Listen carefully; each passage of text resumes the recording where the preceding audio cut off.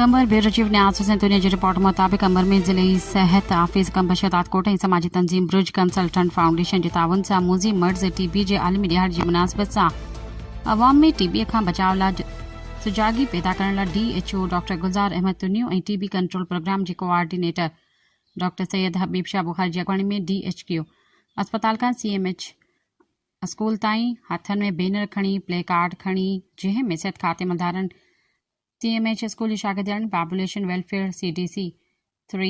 मर्फ सरसो bridge consultant foundation जे अमलदारनि औरतुनि मर्द सिविल सोसाइटी जे नुमाइंदनि ऐं साफ़िन वरी अंग में शिरकत कई।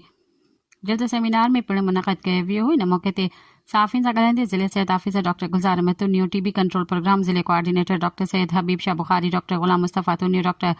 Tajamul Baig, doctor Shahzia Pathan, doctor Mohammad Nawaz Kumalani, doctor Nirmala Sarso जे असदुल्ला जतोई ॿियनि चयो त 24 मार्च ते सॼी दुनिया में मूज़ी मर्ज़ टीबी खां बचाव जो आलमी ॾिहाड़ो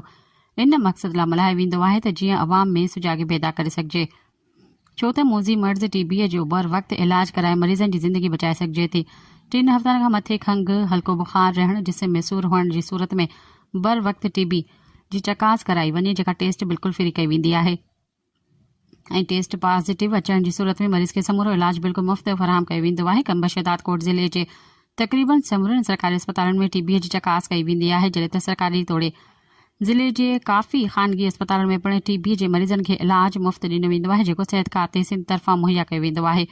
हुन चयो त सिंध हुकूमत ख़ासि तौर ते सिहत खाते जे वज़ीर डॉक्टर अज़रा पेचोह जी ख़ुसूसी कोशिशुनि जे सबबि ग़रीब मिसकिन मरीज़नि खे सरकारी अस्पतालनि में बहितर इलाज फराहम थी रहियो आहे। जहिड़े त सिहत वारे वज़ीर अज़रा पेचो जी ख़ासि हिदायतुनि ते सरकारी अस्पतालनि में इलाजी फराहमी खां अलावा ज़िले कंबर शहदाद कोट जे ॾूराहा ॻोठनि में मुफ़्त मेडिकल कैंपूं लॻाए ग़रीब मिसकिन मर्दनि, औरतुनि, ॿारनि खे चकास करे खेनि मुफ़्त इलाज फराहम कयो वेंदो आहे।